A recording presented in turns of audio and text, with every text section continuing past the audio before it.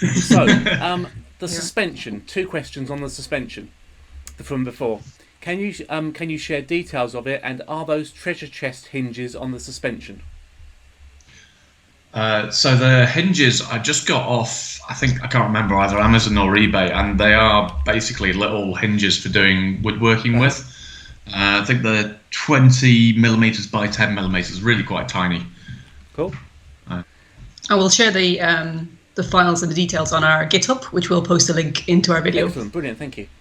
Yep. Can you provide some more details on the controller for the motors? Did I hear correctly it was a PIC controller? Yeah. Yeah, so it was a PIC 16F18877, or possibly 17788, can't remember. Such catchy names, the PICs. Oh, yeah. So this is a really massive chip. It's a 40-pin dip thing, so it's great for us, so I can create a circuit that I can actually solder it into. So our miller's good, but it's not great for doing really fine-pitch PCBs. So it's just a nice big chip, and then it's got lots of I/O pins. So I use that to take some of the load off the Raspberry Pi, and you just communicate over I2C with the PIC, and I've written all the code for the PIC in C. Yeah, cool. Did you calibrate the robot's center of rotation between the real world and the 3D world? We did have some issues with that because it's a skid steer system. As it tried to turn around, sometimes it would kind of turn and drift a bit. So I actually got a little servo motor which I put underneath it, attached to a foam ball.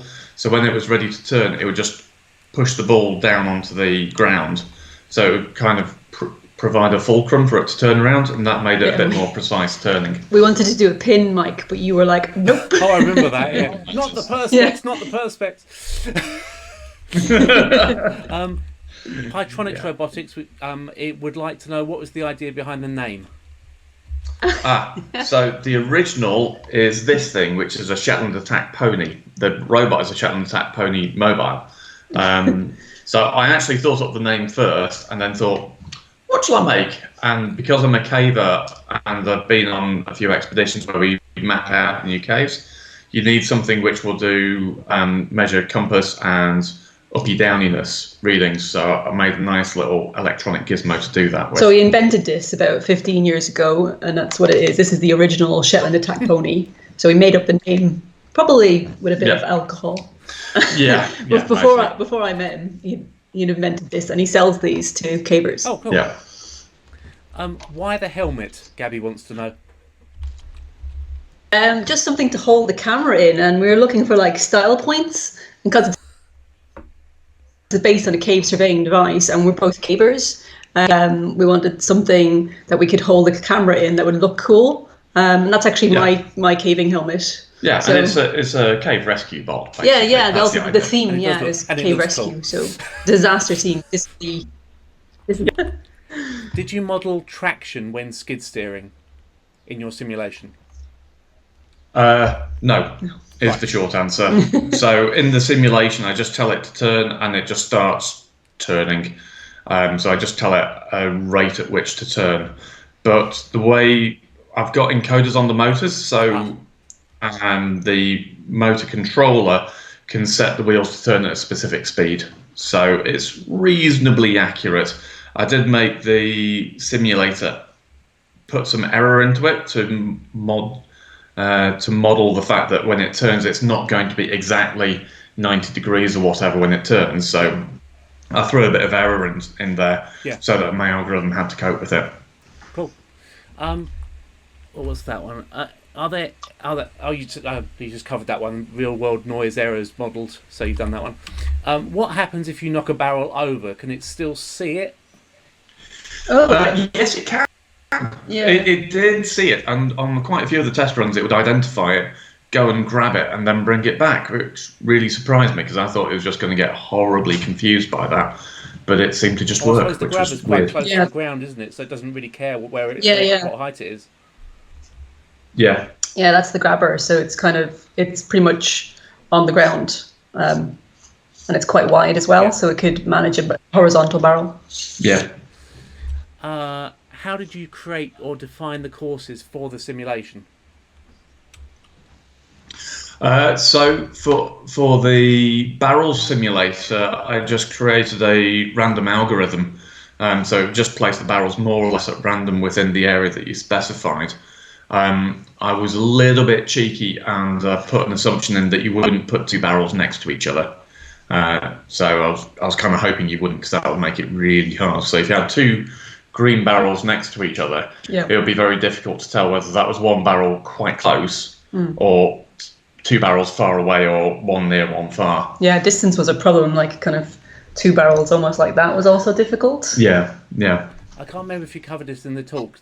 How did you actually create the simulation? What software did you use to create it? We didn't cover exactly the software. No, so I used, everything was done in Python in terms of the control software on the Pi.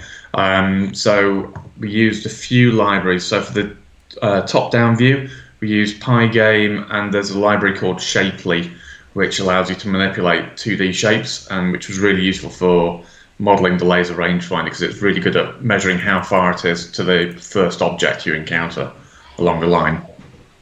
For the 3D stuff, we needed to use a different library, and that was one called VTK, which seems to be quite an academic C library, but it's got a Python interface to it as well. So I sort of put that in as well.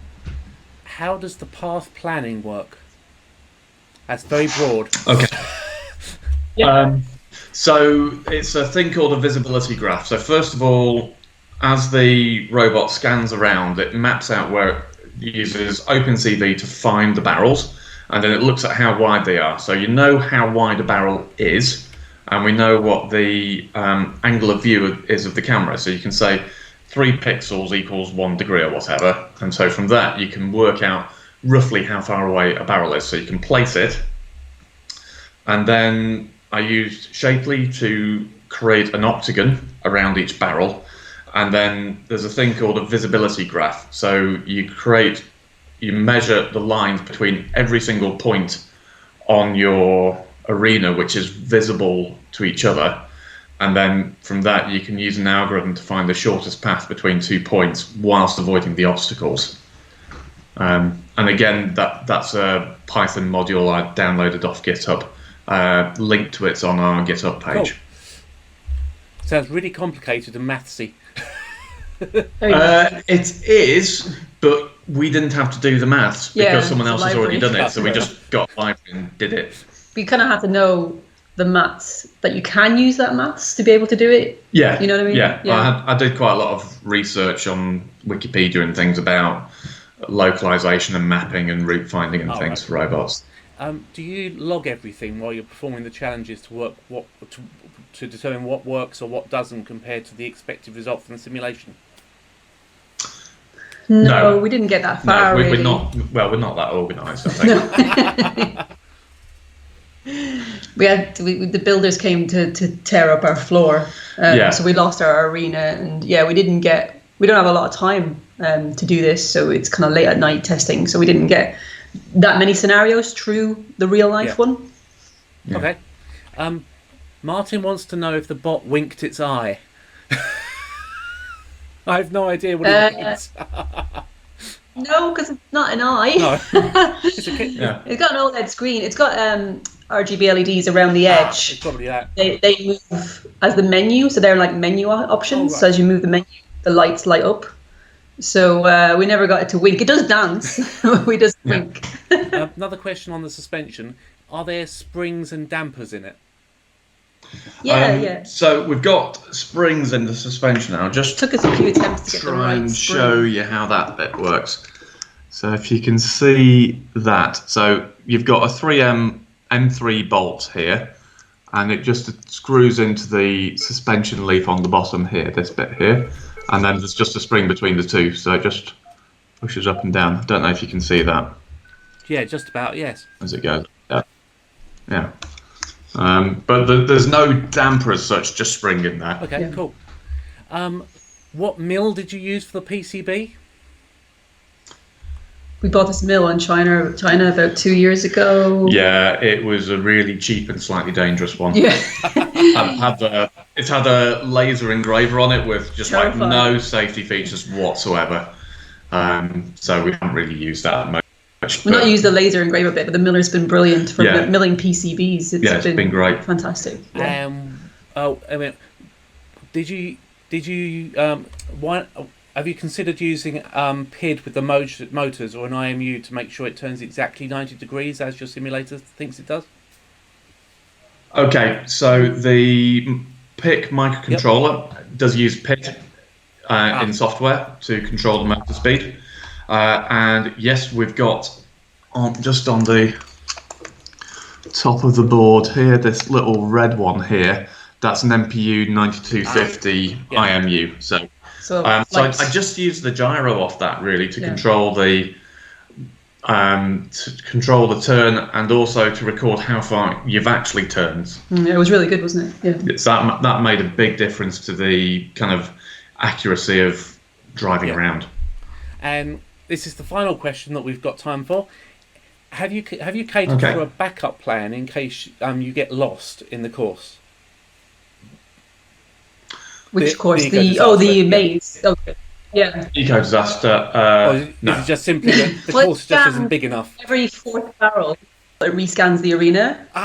Right. Yeah. So it actually, if it tries to find a barrel it thought was there and it can't see it, it will do another scan as well. So it does kind of do that, but it doesn't completely relocalize itself, and that is something I would like to look at doing.